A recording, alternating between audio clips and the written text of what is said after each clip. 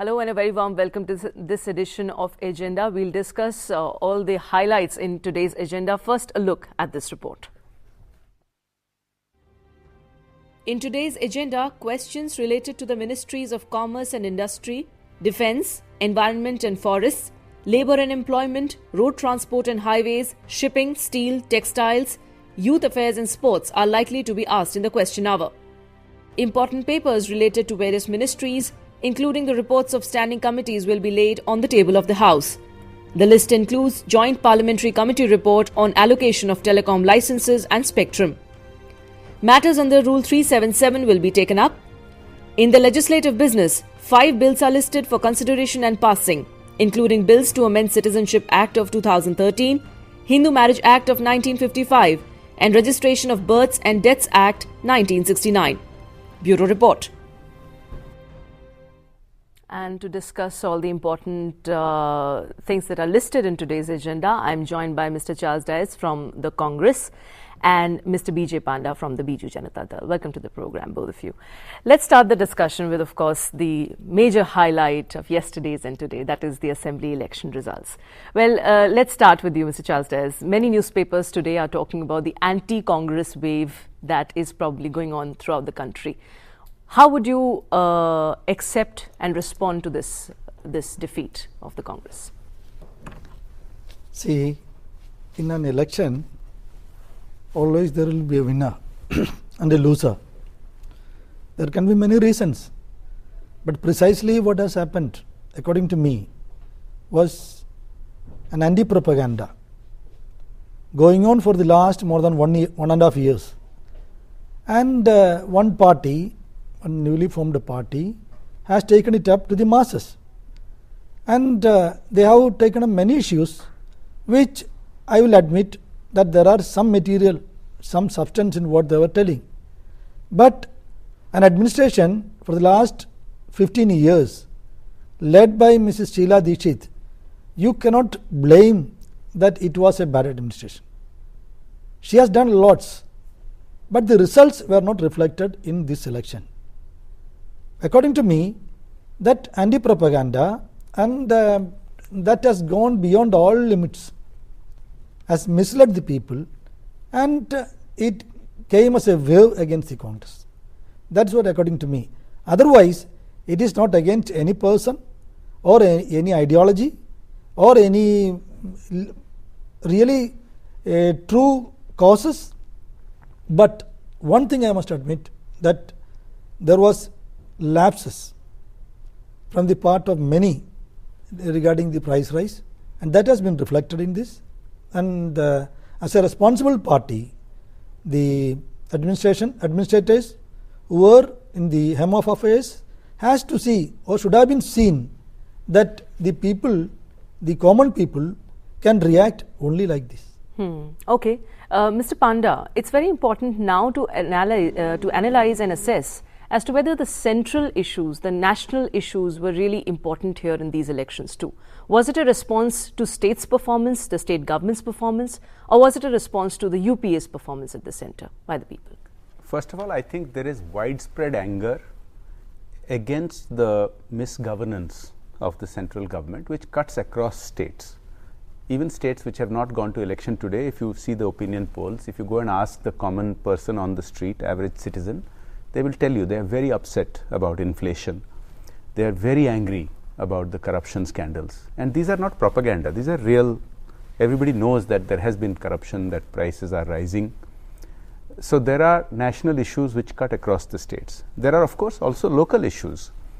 In Chhattisgarh, you saw certain reaction in a part of the state and another reaction in another part of the state, where you have had Maoists. In Delhi, you saw a very different, very specific kind of reaction. And here I think we must recognize that there is anger against not just the Congress. There is real anger against Congress and UPA government, but there is anger against the system. Because the new party, the Aam Aadmi Party, they were campaigning as more or less as anti-politicians. But it's a good thing that they have got involved in politics and they are trying to change things through the medium of politics, because that's what democracies are all about. We don't have violent revolutions with guns and bullets. We have revolutions at the ballot box. and I think it's a very good sign. I want to make a point here that this represents a real challenge to established parties, but it is not necessarily a doomsday scenario for all parties, because this is a message that parties have to adapt and listen to the people, to the voters. And many times parties have, I think, have not listened to the voters. So I would say the real message of this election, particularly the Delhi message, is that it is a challenge to status quoists.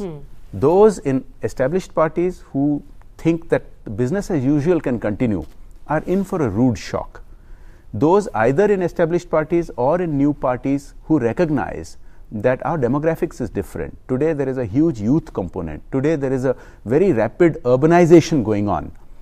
This poses new requirements, and if they can adapt, I think they will be all right. Okay. Mr. Jais, do you think that the rise of the Aam Aadmi Party in fact has a lesson for not just one party or two parties, but it is a lesson for all the political parties?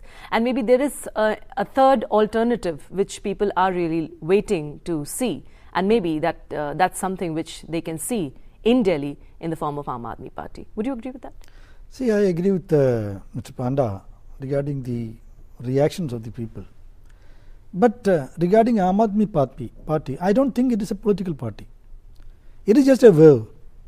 And how long in India, a country like India with more than 120 crores of people, an Aam Aadmi Party led by just one person without any political agenda. See, how can they become an established party and in par with other parties, recognized parties? It was just a wave.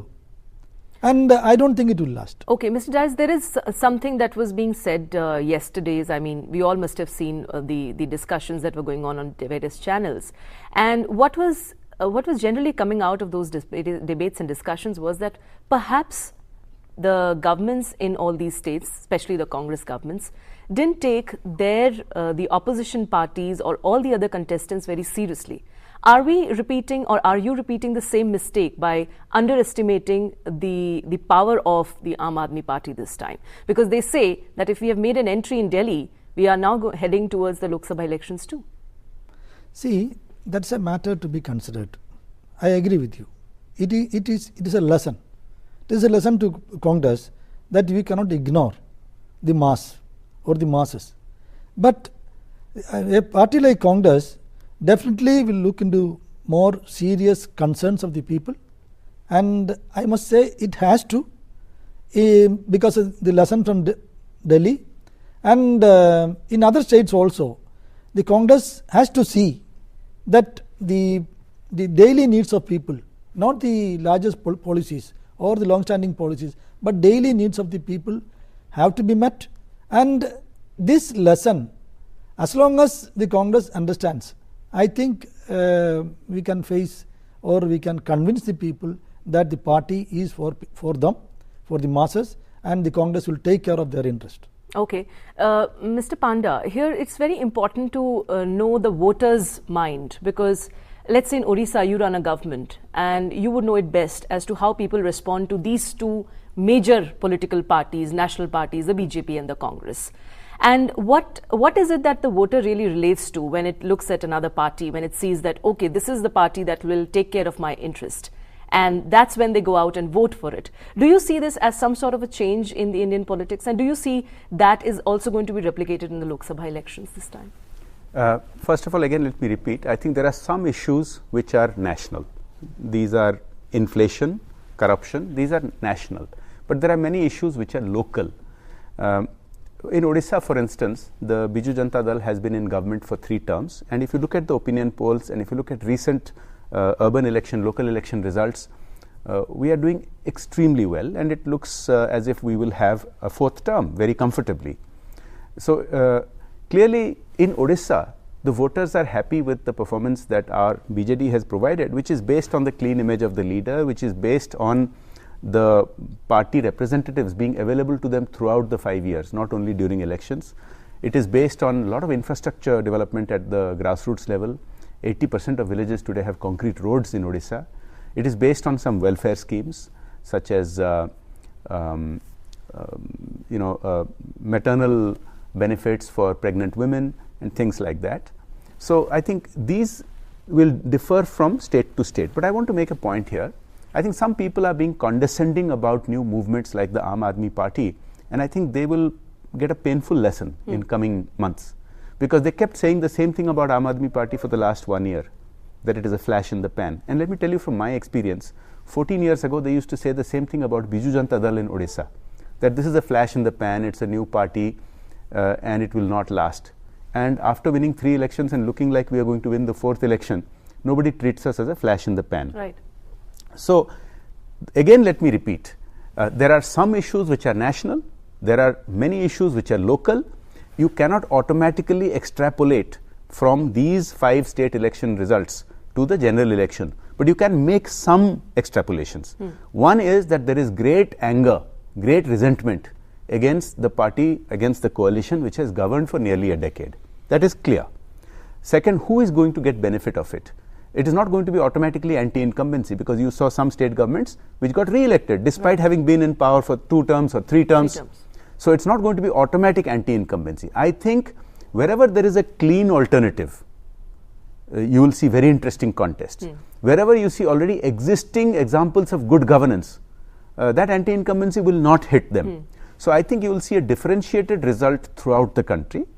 There will be some benefit to those parties who are in opposition because of the sheer anger against the government, but that won't be automatic. It will depend on the individual, the states, the parties, the locations, and of course the candidates. Okay, and how would you respond to this argument that the Congress, to an extent, was not very vocal about the achievements that it has made, the governance, the good governance issues that it has achieved, what really brought the UPA 1 back to power in 2009 as UPA 2? This is a very common argument made by failed companies and failed political parties, that we have actually done good things, we have not been able to communicate. Look, you can only do marketing if your product is good, right? What this UPA government has done, it has increased vastly the expenditure, social sector expenditure for people, and they claim that that is their performance. The reality is, look at Planning Commission figures. Out of every rupee spent by the government on, let us say, PDS, every rupee that is spent, only 27 paisa reaches the citizen. In the time of when Prime Minister Rajiv Gandhi, quarter century ago, said that out of every rupee only 15 paisa reaches, that has improved a little bit. Now only 27 paisa reaches. So if you claim that that is your performance, we are spending lakhs of crores of rupees, but the citizens are not feeling that benefit. So the reality is that economy has slowed down. The reality is that inflation is very high. The reality is people are angry about corruption, and you can't market that. No matter how much you improve your communications, it's difficult to market that. You have to have a real change in governance. And real change in governance, it's sad to say, there are some ideas on the table. Even this UPA government has had 1 or 2 decent ideas which it has not pushed very hard. The Aadhaar, the UID for instance, only last 7-8 months they have been pushing this. They have had 9.5 years. This would have provided a system for drastically improving the delivery mechanism of government schemes. So just to conclude, I will say this: even if you believe that welfare schemes are the way to go, look at Rajasthan. They have had enormous amount of welfare schemes. That's true. And the public has reacted violently against it. They have got a real thrashing. Yet in other states you also have welfare schemes in Chhattisgarh, you also have welfare schemes in Madhya Pradesh. Why have they won?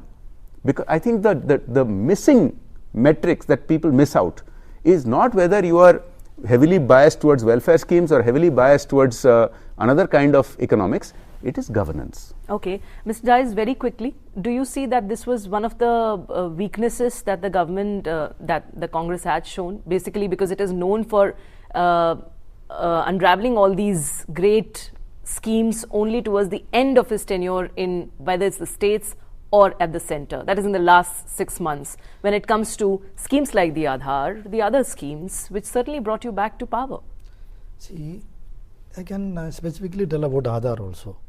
And the Aadhaar was introduced, I think, more than 2.5 years back. I myself inaugurated in our state 2.5 years back. But there were lots of allegations, arguments were going on whether Aadhaar should be introduced or not, whether it should be on a bill, it should be discussed in the parliament and should be implemented. something like that. Finally, it was decided that there was no need of getting the consent of the parliament. It is as a system, part of the system we can introduce, and it was going on. But this present trend of anti-incumbency factor, it is quite natural about at any time, and you cannot blame that UPA government, UPA 2 didn't perform well. It performed actually very well. See the food security bill, land acquisition bill, and lots of bills. Even for this Logayukta bill, we want to introduce. And what happened to that bill in Rajya Sabha? So there are lots of legislations this government wanted to bring, but at the same time, because of the opposition, because of the resistance from unreasonable resistance, I must say, from the opposition, it couldn't be passed. Okay, but it was in fact a direct gain for the BJP. We wanted to really have a view from the BJP party, but we couldn't really get it, at least in this segment. We'll now take a very quick break in agenda, and after the break, we'll discuss all that is going to be raised either in the question hour today or in the day's business in the Lok Sabha today.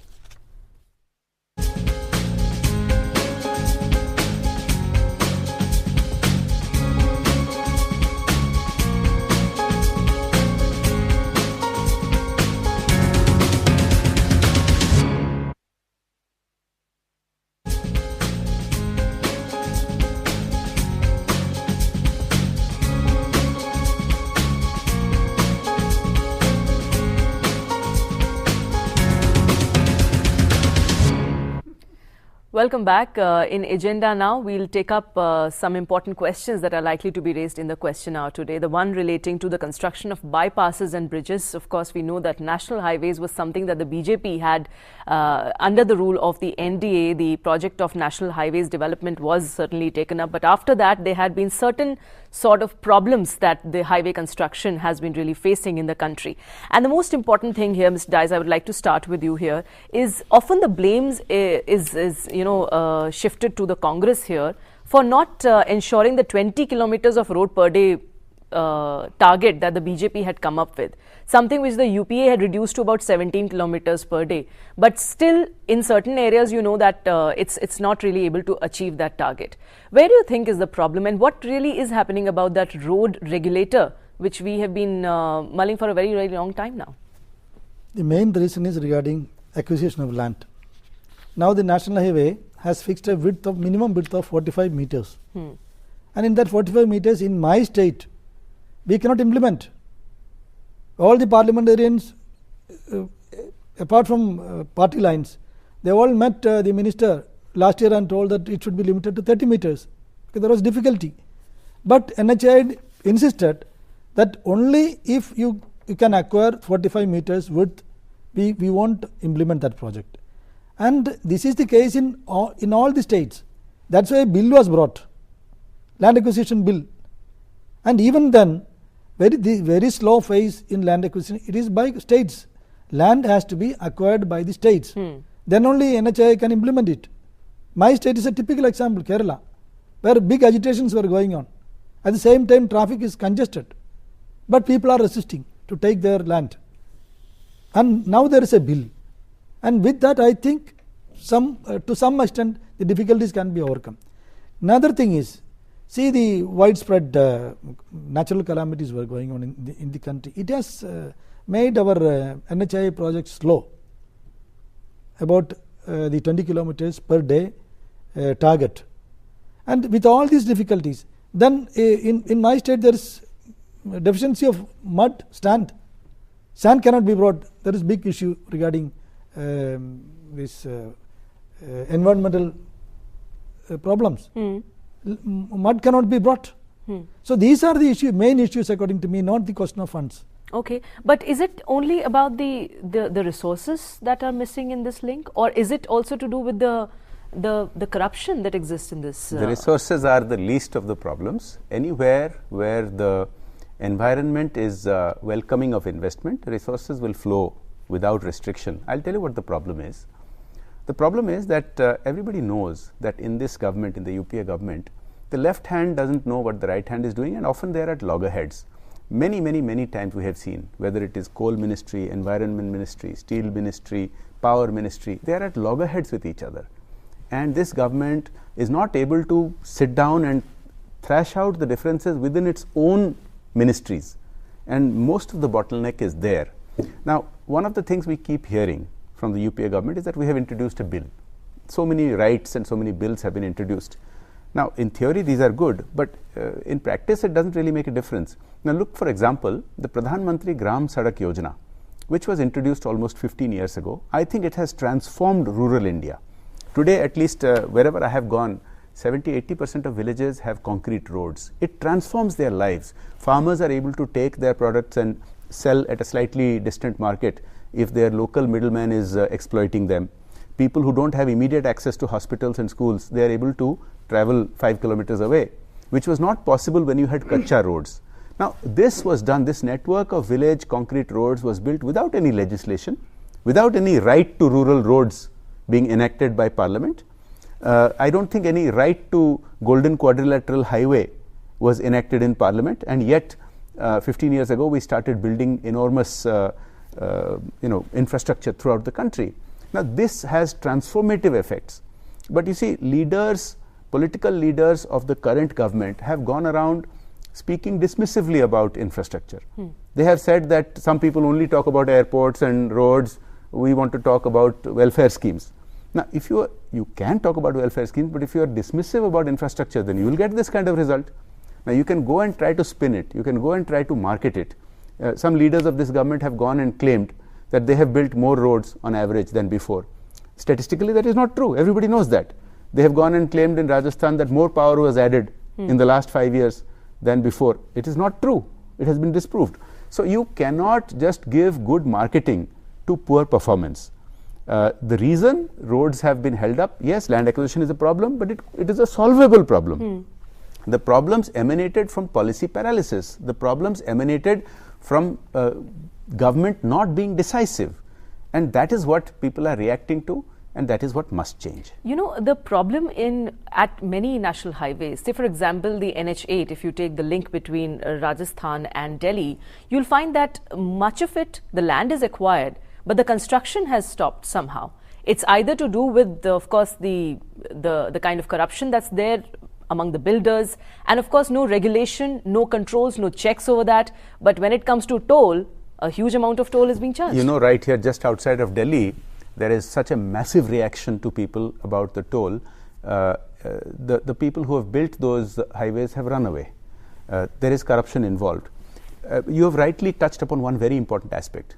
While land acquisition may be a problem, but even where land is acquired, construction is not happening. Why? Two reasons here. One is there is not a level playing field and there is a lot of corruption. People are trying to manipulate the system. And because of the many corruption scandals in so many other departments, in spectrum, in coal, in so many other areas, in defense, I think the bureaucracy is today unwilling to take any decision because the CBI, the CAG and others have been catching so many examples that bureaucrats are hesitant that if they take any decision, they will be strung up tomorrow. So, if you do not have a clean environment, decision making will get stuck, and that is what I think really is the problem. Okay, roads, especially the Indian roads, Mr. Dias, are seen as the most dangerous roads. Do you see that there is, it's certainly time to have a regulator to actually check the status of all these national highways, the connecting roads, and also rectify them, the problems? A regulator other than the government or other than the present setup is yet another. I will agree with Mr. Panda. There are so many agencies controlling it. See, that itself is a hurdle. Yeah, but those agencies are not doing their job, sir. See, then to make them do another agency, that will create another problem. If the existing system has got any deficiency, we have to see to it. But at the same time, I agree, land acquisition alone is not the problem, but the toll, the corruption of the contractor. See what is happening in PMGSY. PMGSY, Mr. Panda praised the project, it has given good roads. In our state, there are no takers, then the contractor is not prepared to do because there is a 5-year war. 5 years, the contractor has to maintain it. So that obligation is there. So the contractor insists for more rates, which we cannot give because the amount is fixed. So there are certain stipulations, certain difficulties with the PMGSY, but that is PMGSY, not a national highway. Right. Coming to national highway, as you said, if the contract is corrupt and if that toll portion, if the estimate is inflated and a bigger rate of toll is insisted, Right. there is problem always. Okay, In but all states, we have to see to it. But for that, another agency, I don't know whether it will do good or bad. fine. But anyway, national highways constitute about 2% of the road network, but they carry about 40% of total road traffic. Certainly, it's something very serious which the government really needs to really work on. We'll take a very quick break in agenda now, and after the break, we'll discuss some other issues.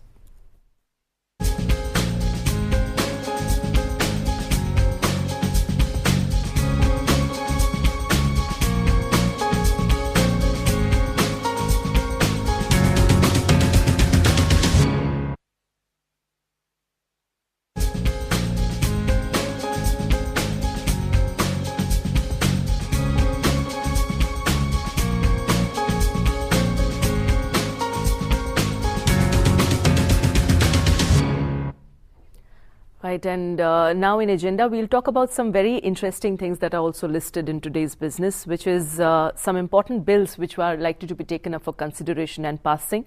The Citizenship Amendment Bill of 2013, the Marriage Laws Amendment Bill, and the Registration of Births and Deaths Amendment Bill. I find that all these things maybe certainly they need amendments. But Mr. Panda, do you see, how do you look at these legislations? I'll come to these three. These are important. But I want to also mention the Narcotic Drugs and Psychotropic Substances Amendment Bill. Yep. Now, this sounds like a nuance, a small thing. It is. This bill has been pending for many months because it provides guidelines which simplify the availability of pain treatment drugs for critically ill people. For example, people who are suffering from cancer need morphine for pain management. Now, 25 lakh patients in India are suffering. They are not able to get pain. Can you imagine 25 lakh people are suffering from cancer and other illnesses where they are in great pain, and pain medicine is available, but they don't have access to it. This is something which can get sorted out with hardly 15 minutes in Parliament. Nobody is opposed to it. Everybody is agreeable to this. I have written to the Parliamentary Affairs Minister. This has been listed for quite some time in Parliament to bring it in this week and to have it passed. So simple things like this, very, very simple, not contentious, no fight between opposition and government. It can straight away help 25 lakh Indian citizens. So things like that. Now, you mentioned some other important bills. The Citizenship Amendment Bill is very important because this deals with NRIs, overseas, what used to be called overseas citizens, but this is an amendment which clarifies that they don't have voting rights. So it is now being called the OIC, the Overseas Indian Card Holder, instead of Overseas Citizens of India. It clarifies that they have many rights in India, such as visiting rights, they don't need visa and things like that, but they cannot hold high office, they are not citizens. So this clarification was necessary. I think we must have a path so that people of Indian origin continue to have more rights in India, more stake in India. The diaspora is very, very important for India. We have something like Marriage Laws Amendment Bill, which seeks to remove some of the burdens on particularly women who are trapped in very bad marriages. Earlier it used to be that despite economic hardship, unless both sides agreed, they could not have a divorce, they could not get out of a bad marriage where they were abused. I think that will clarify. But these laws need to be gender neutral. Very often we find that in trying to help women, we have laws which on the face of it seem quite biased because it explicitly states it is anti-male. I think they need to be gender neutral. One very other important thing is the registration of births and deaths. That's right. This is very critical because we have to deal with 1.2 billion people, citizens, and we don't have a track. We only do a census every 10 years. This is very, very important. I think to make it mandatory to access government services and other things, to register births and deaths. These are all important steps. Okay, Mr. Dice, there is something here very important because I personally encountered a problem where a close a relative of mine, when I went to get their death certificate, I found that the certificate didn't have the date written on it. I mean, something which is so grave when it comes to an error like that, because let's say if there is a pensioner or if the family has to apply for certain other benefits after the death of the person, the death day of the person is certainly a very important piece of information. What would you like to say about the kind of management that we have done in these areas too, and especially also kindly express your views on the marriage laws amendment bill too? See, these are, as you have pointed out your specific case, these are not general policy matters. This must have happened there in that office where the data was not provided to them. It was not recorded on time. So that must be the reason in your case. But otherwise. But don't you find it strange? I mean, if you are at all making a death certificate and there is no date written on top of that, what is the certificate meant? What is the use of that certificate? Right, absolutely. So, what's the use of that certificate?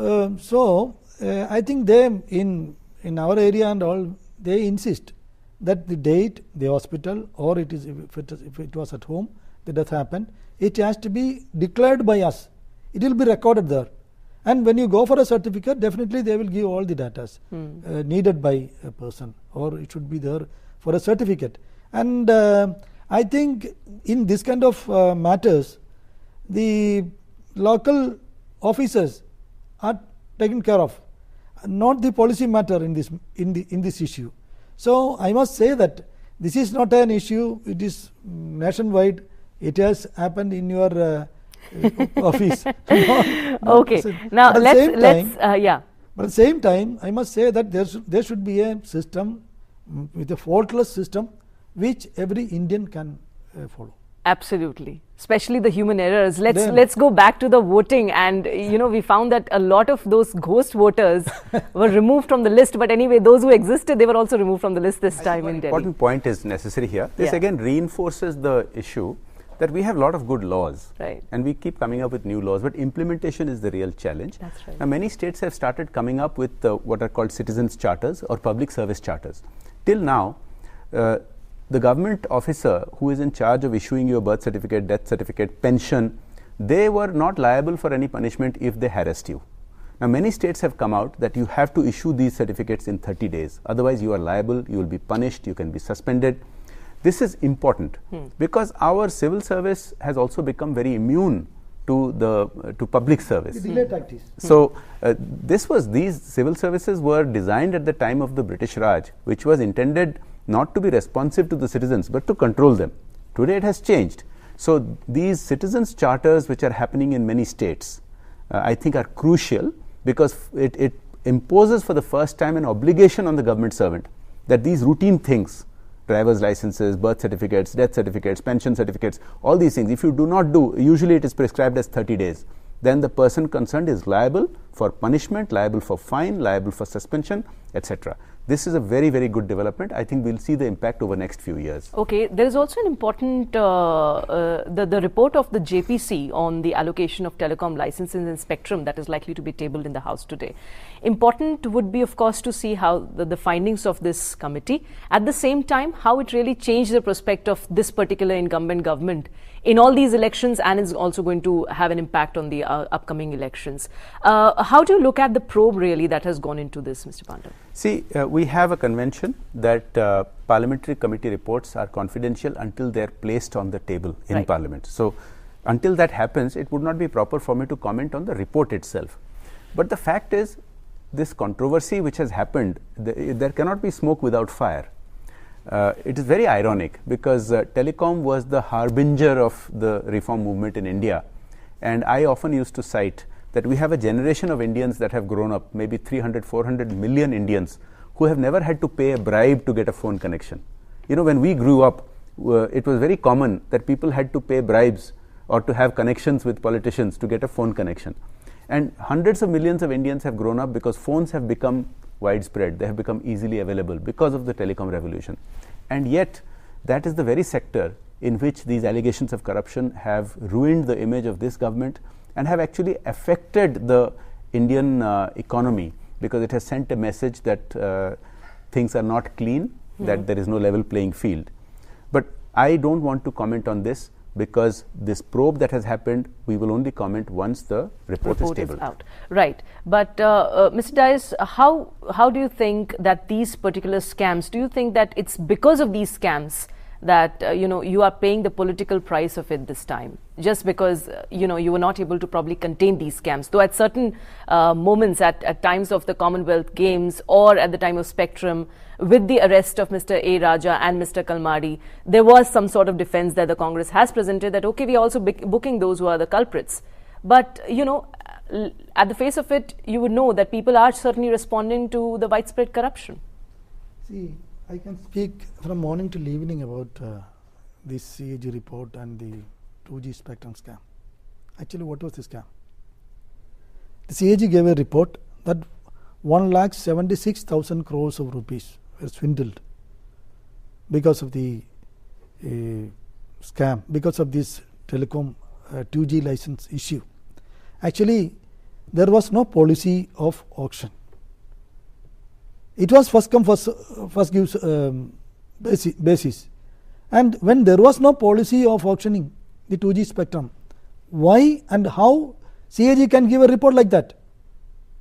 One thing. Another thing, this licensing, because of this licensing method, teledensity has increased. From 14 rupees per minute, it became to 30 paisa. How it happened? Because of the licensing. Because it is, if it was auctioning, where would have been the rates of the telephone?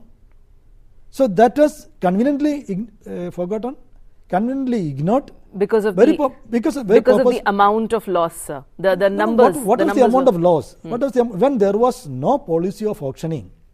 How CAG can give a report that the nation or the telecom sustained a loss?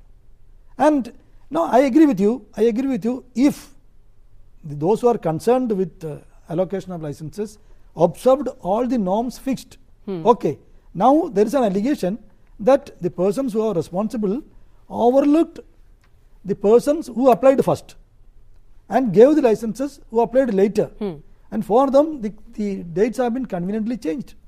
That is the issue, not the auction. Okay, Mr. Panda, very quickly. I think I won't comment on the report because I told you why. Right. But I think I didn't comment on the report. Yes, Mr. Vyas also at the end has acknowledged the real problem. You see, the point is, even if you have a first come first serve system, you can have a level playing field and have transparent system. As he admitted at the end, that was manipulated. You had people with no experience in telecom, real estate builders and others, who managed to grab licenses out of turn, and then they immediately sold those licenses within few days with thousands of crores of profit. That is very blatant corruption. That's very clear. Now, how to tackle that is, I think voters will be quite clear that some hodgepodge has happened. Whether policy was changed, not changed, is a larger issue. But whatever policy was implemented faultily. That everybody knows. Okay. On that note, it was not policy matter. It was some persons who are responsible. I don't want to name it. Okay, and I don't but anyway, we'll all wait for that report to be tabled in the House today. We'll take a very quick break in agenda. Please stay tuned for more on the other side of this break.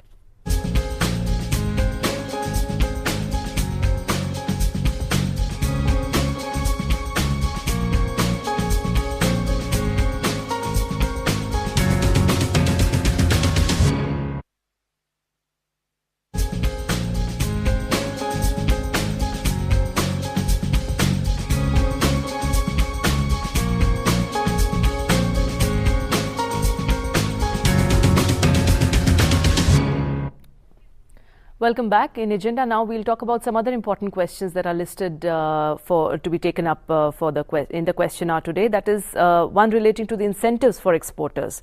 It is known that government reviews the performance of the export sectors at regular intervals. In fact, several measures have also been taken to give to incentivize this particular sector, including the Focus Product Scheme, Focus Market Scheme, which has been implemented as the government's case, and also the schemes like Vishesh Krishi and Gram Udyog Yojana.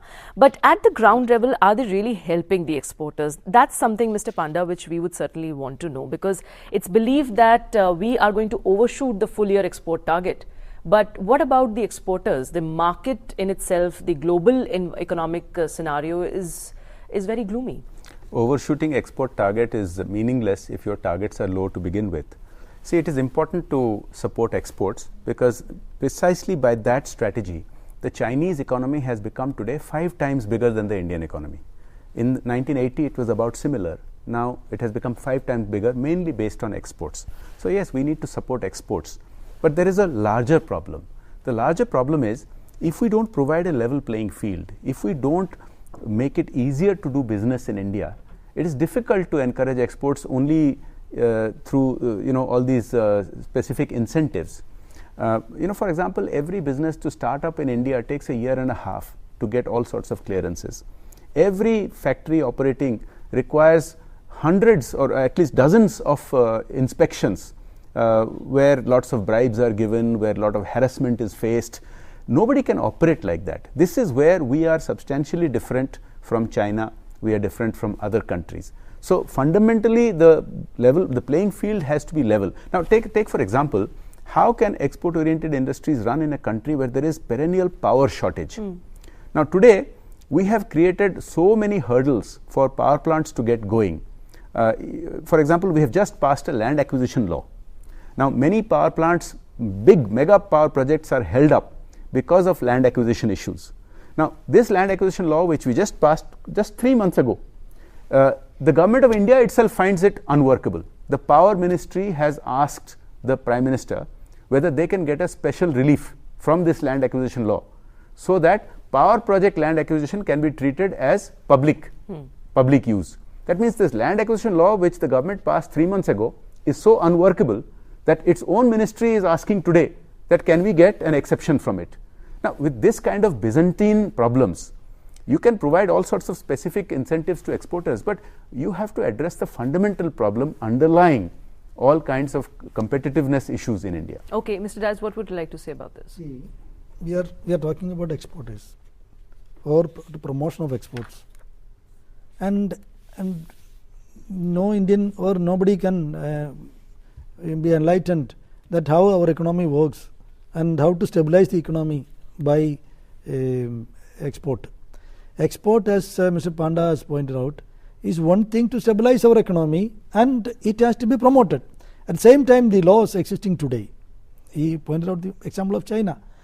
I agree with him that the atmosphere prevailing in our country in some sector or maybe in many sectors are not very encouraging regarding licenses and all.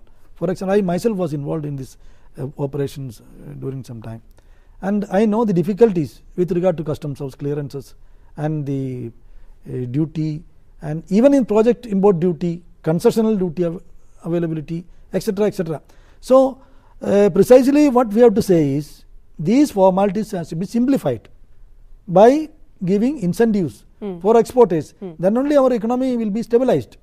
And with that, there are specific reasons also. I don't want to go to power sector or any other sector or land acquisition or whatever it is. But at the same time, specifically if you look at the export sector, there are some issues which the ministry has to see that the exporters' opinion have to be valued and the hurdles have to be removed. Okay, another important question is around the greenhouse gas emissions. Very quickly, I'll take a view from both of you. What would you like to say to this? There is a study which says that the CO2 emissions in India, they have increased by a whopping 7.7% in the last year. And in fact, we are seen as the third largest gas, the greenhouse gas emissions, the percentage must be the third largest coming from India after China and USA. How do you look at the approach towards environment and we have a real dilemma, because today's problem of greenhouse gases and climate change is largely done because of historical reasons by industrialized countries. The US, Europe, they have contributed most of it. But from now onwards it is changing, because as China grows, as India grows with our large populations, we are emitting more gases. We are now contributing more and more to the problem. The reality is, these other countries have benefited already from industrialization. We desperately need industrialization. Yeah. We have more than 400 million people who don't have electricity. And today, despite development of technology of solar, wind and all that, it is still the traditional technologies which are most cost effective. Coal, oil, gas. Now, most of these are fossil fuels which generate greenhouse gases. The reality is that alternative technologies, until they become cost effective, it is difficult for us to switch over to massive investment in solar or wind, because it's far more expensive. So we have to, at the same time, we are also suffering. I come from a coastal district, Kendrapada, which is having coastline erosion. Thousands of villagers are having to be relocated because of climate change. We have more frequent and more strong cyclones and floods. So it's a real problem. It's a real dilemma. I think we have to find a mechanism where we start shifting our investments gradually towards more renewable energy sources. Okay, Mr. Das, your take. I'll point out only one example. Yeah, very the quickly, industries now. The industries now. Go and inspect them. They get a license and on a guarantee that CO2 emission is controlled. Okay. Is checked. Okay. What is going on there? The CO2 emissions, this mechanism is failed. Okay. Or they are not implemented. Go and check and Fine. see that our CO2 emissions will come down. Okay. On that note, it's time here to say Yes. goodbye to you. Thanks very much, gentlemen, for Thank talking you. to us. Thank you. That's all we have for you in this edition of Agenda. Thanks for watching.